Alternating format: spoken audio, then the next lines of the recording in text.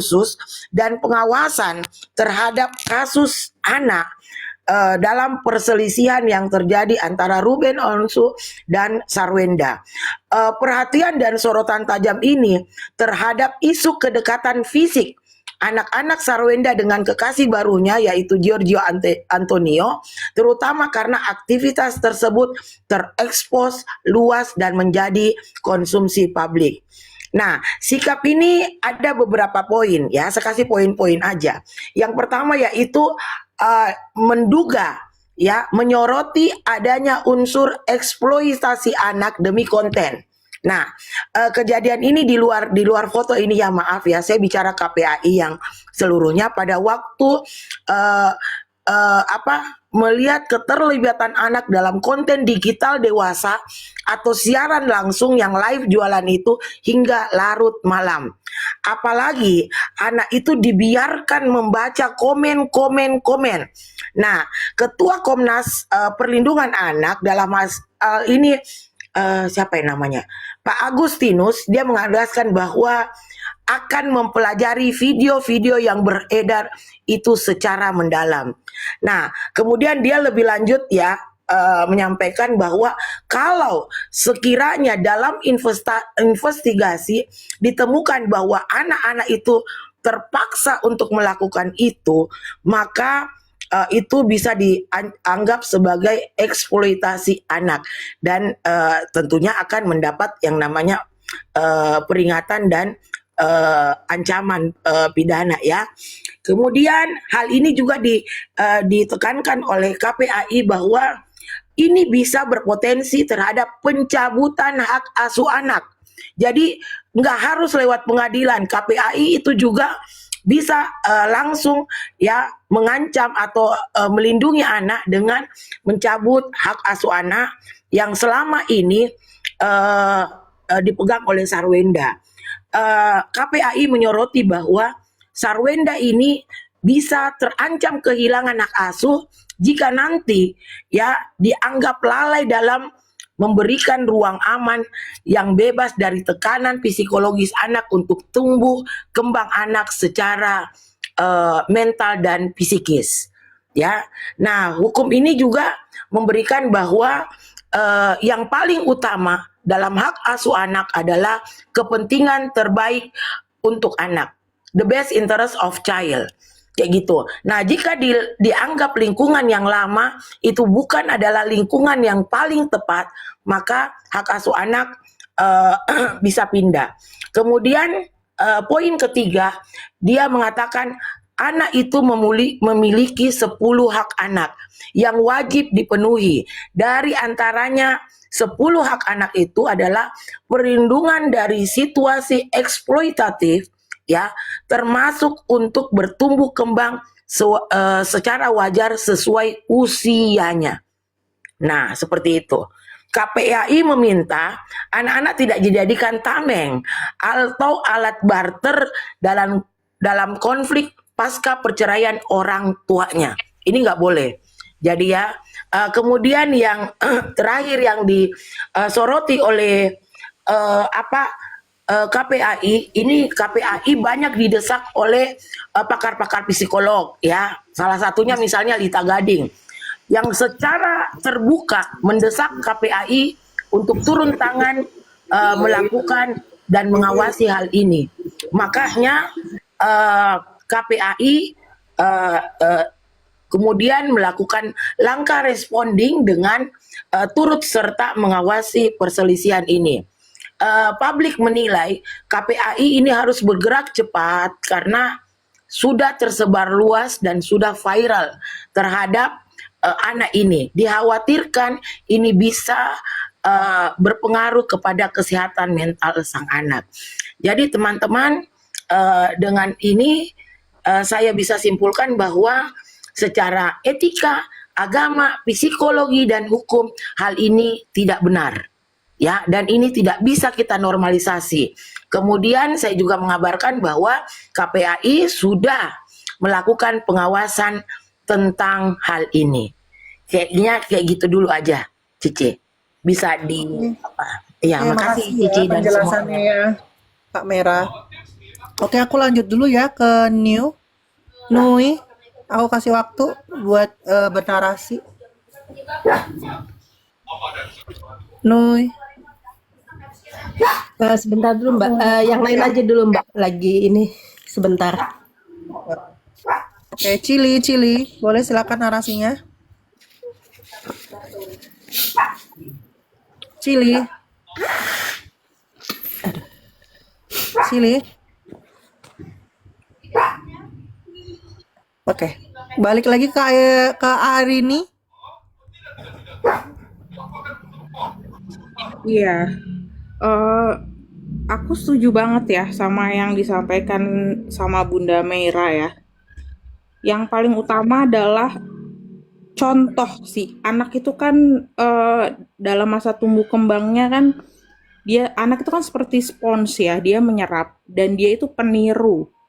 Jadi apa yang dia lihat eh apa yang dilakukan oleh orang di sekelilingnya, utamanya adalah orang tuanya.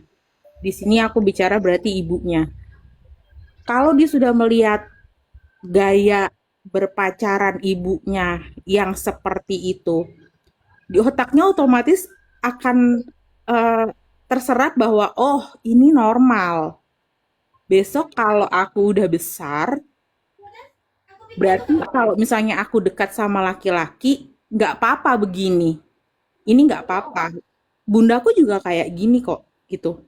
Jadi menurut aku ini udah di luar batas kewajaran, apalagi di zaman sekarang yang kita tahu semuanya udah sangat luar biasa ya. Kebebasan itu udah, kalau menurutku udah bablas gitu. Kalau kata orang Jawa udah bablas. Jadi aku berharapnya eh, pihak-pihak yang concern sama anak-anak tadi yang disebutkan oleh Bunda Merah KPAI ternyata sudah menyorot kasus ini. Aku bersyukur banget dan semoga ini bisa jadi apa ya, titik balik untuk penyelesaian masalah ini tentang hak asuh. Karena ya gimana ya, eh, anak-anak ini dibatasi bertemu dengan ayah kandungnya. Yang selama ini kita sebagai publik juga melihat bagaimana cara ayahnya ini mati-matian untuk menciptakan eh, suasana, menciptakan keluarga cemara untuk anak-anaknya.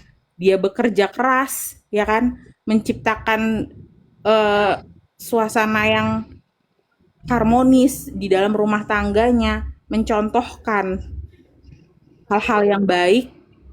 Tapi sekarang anak-anak ini udah berada di lingkungan yang menurut aku sangat nggak baik untuk pertumbuhan mereka. Jadi aku harap masalah ini bisa terselesaikan karena kita sebagai publik akhirnya juga sudah angkat bicara. Semoga pihak-pihak yang kompeten di bidangnya bisalah untuk mempertimbangkan hak asuh anak-anak ini gitu. Terlebih aku lihat juga anaknya yang besar eh, sudah mulai bicara di publik. Waktu itu aku lihat potongan VT-nya di live.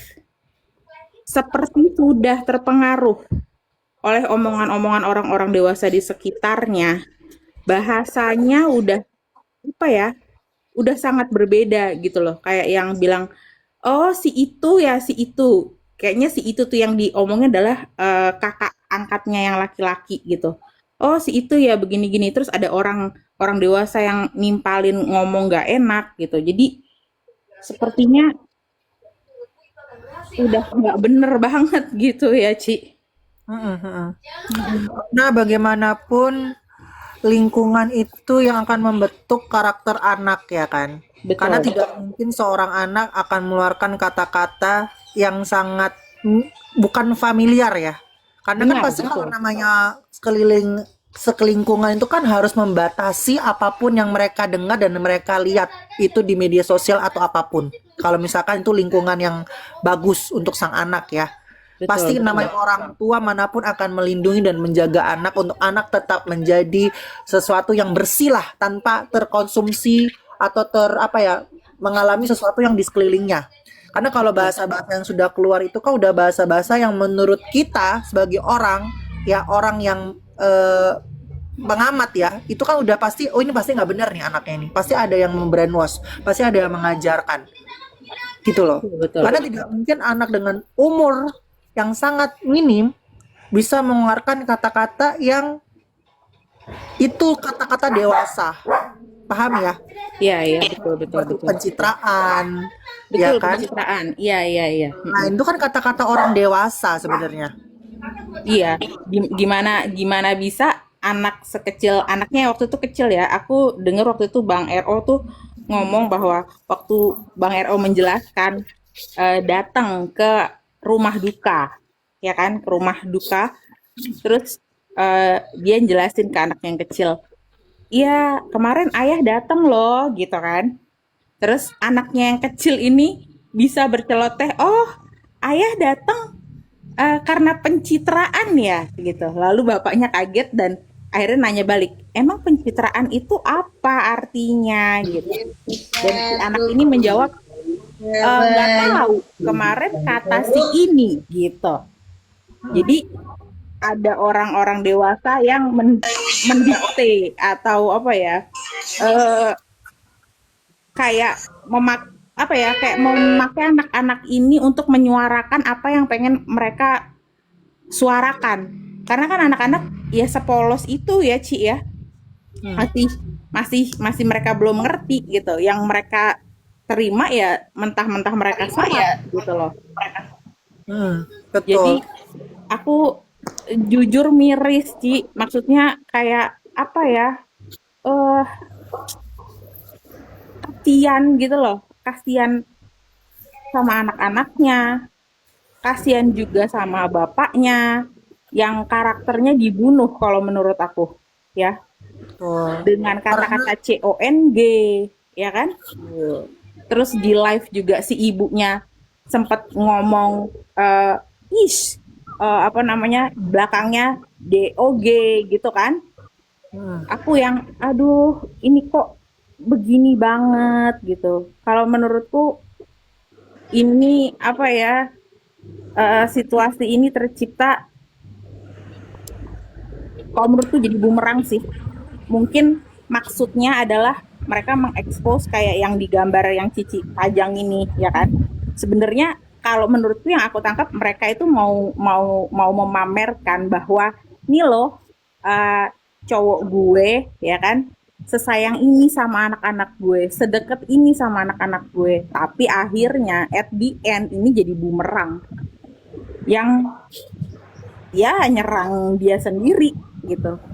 Oke, kita ganti dulu ya Kak ya. Oke, thank you. Oke, Kak Ferik boleh. Oke, makasih waktunya, Ci. Makasih, Ci. Selamat pagi semua untuk teman-teman. Begini ya, saya itu seorang ayah, Ci. Saya seorang ayah, Ci. Apalagi itu anak perempuan ya. Melihat perubahan yang sangat drastis dari kedua anak itu ke ayahnya, miris loh. Saya komen di beberapa VT orang-orang itu, saya bilang itu untung ya, untung itu anaknya Ero. Kalau anak saya lain ceritanya, saya bilang gitu, lain. Karena apa? Saya mencintai anak saya dengan sepenuh hati. Beda loh mencintai sepenuh hati dengan mencintai pencitraan gitu ya. Pencitraan itu loh kalau hanya di depan dipaksakan untuk mencocok logikan atau menyayangi demi ibunya, kan itu beda, jauh beda sama ayah kandungnya. Membesarkan dari rahim sang ibu sampai itu luar biasa loh. Saya jauh dari anak saya sebulan aja itu luar biasa. Gimana apalagi anak perempuan tuh gila. apalagi mendoktrin untuk menjauhkan. Wih, gila itu namanya, gila. Itu gila. Saya ada yang komen lagi gini sampai apa? Ada komen-komenan membela pihak sana, pihak Esa, mengatakan bahwa dengan mendoakan atas nama Tuhan nggak usah. Saya juga Nasrani kok, saya bilang nggak usah membawa agama di situ. Kita melihat anaknya mau dibawa kemana anak dua itu. Kalau didoktrin oleh kata-kata yang untuk dijauhkan dari seorang ayah, tega banget itu, ngeri. Saya seorang ayah, saya nggak mau yang begituan, nggak suka gitu. Kau mau cari jodoh yang kaya raya, ayahnya tetap ayahnya gitu. Saya nggak peduli. Kau mau jodoh dengan presiden kah, jodoh dengan perdana menteri kah, nggak peduli. Itu tetap anak saya. Gitu loh maksud saya. Tolonglah yang dekat dengan anak-anak itu kasih tahu. Oh, sana loh bapakmu, hargailah bapakmu. Nah, ini masih terjadi di dijauhkan. Coba di pihak itu kan ada juga yang di sana itu istilahnya mendoktrin supaya bukan panggil ayah lagi di sana, malah panggil si itu. Ih, gila loh itu. Saya ya untuk sementara sekian loh. Saya panas sekali loh. Untuk sementara sekian dulu ya. Oke, makasih Kak Ferik. Oke, Kak Meita. Iya Kak, oke Boleh ya. silakan.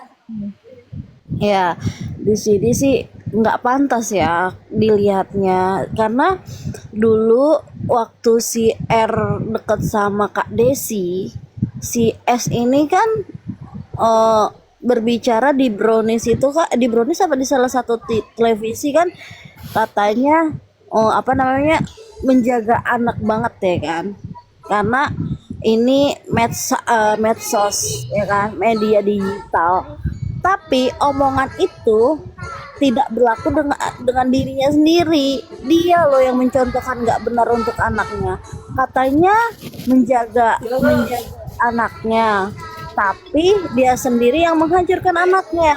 Nggak pantas loh, itu seorang anak perempuan begitu, dia mau gadis loh, ya kan. Nah, kalau misalnya memang benar bukan kalau misalnya si anak perempuan itu berbicara begitu, harusnya dihalang, diomongin gitu loh kan. Nggak boleh kayak gitu karena kan masih ada ayahnya ya kan. Jadi kalau ayahnya melihat apakah nggak ini gitu kan. Jadi ya nggak pantas aja sih, yang harusnya dia pamerkan bener jadi bumerang buat dia sendiri gitu loh. Paham nggak? Dan dilihatnya juga nggak etis lah kayak begitu. Sedangkan dia belum ayah sambung ya, belum menjadi ayah sambung, baru menjadi pacar si S, belum menjadi ayah sambung. Jadi dia itu tidak ada hubungan apa-apa dengan si anak ini. Jadi menurut saya sih nggak etis banget ya seorang anak berpangku seperti itu dan berbicara seperti itu. Gitu loh. Pantes kan si Ruben menyap-nyap di IG, ya saya betulkan karena memang nggak pantas. Kalau dibilang itu siapa, ya itu orang lain. Satu, itu orang lain, bener kata Ruben, apa namanya, kelarin dulu lah hubungan kalian baru sampai jenjang yang dihalalkan gitu, bener nggak? Itu orang lain loh, bukan ayah sambung, bukan paman, bukan on, ya kan? Bener itu. Iya, kalian dia ngomong aku menjaga mental anak-anak, tapi kamu sendiri yang menghancurkan mental anak-anak, kamu sendiri yang mengajarkannya, kan begitu ya?